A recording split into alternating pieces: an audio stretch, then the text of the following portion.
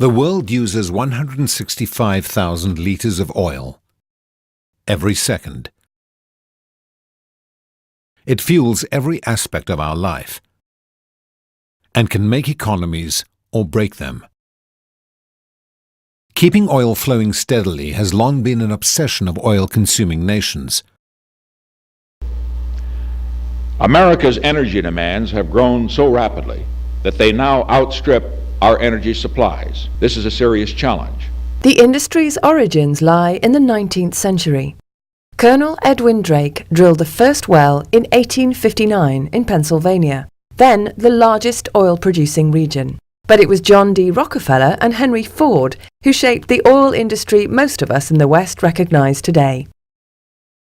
Rockefeller's Standard Oil came to dominate American oil supply, just as Ford's Model T turned the car into its main means of transportation. The production boom spread to Texas and to other U.S. states. By 1909, U.S. oil output more than equaled that of the rest of the world combined. But the thirst for oil was spreading.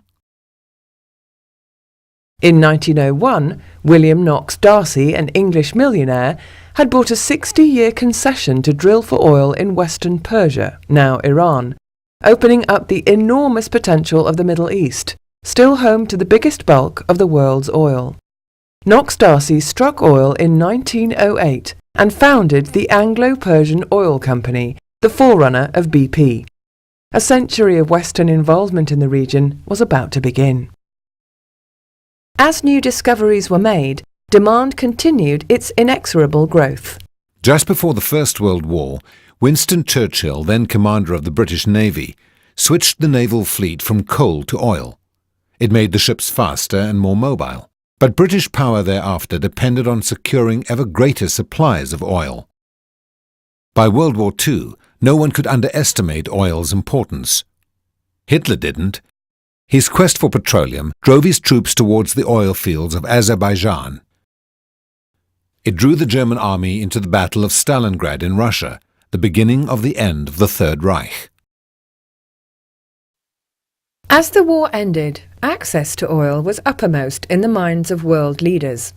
In 1945, US President Franklin D. Roosevelt met Saudi Arabia's King Ibn Saud aboard the USS Quincy, moored off the Egyptian coast, and struck an oil deal with geopolitical consequences that have lasted until the present day, granting US companies access to Saudi Arabia's oil fields, the biggest in the world.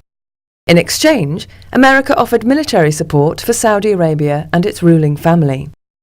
It launched a race among Western oil investors to sew up the Middle East's oil supplies. In the 3 decades that followed, a group of just 7 oil companies, nicknamed the Seven Sisters, gained control of world oil production and trade. 5 were American, all former Rockefeller companies. 2, BP and Royal Dutch Shell, were European. The Seven Sisters have since evolved into ExxonMobil, Chevron, BP and Shell, the so-called super majors, a group that also includes France's Total.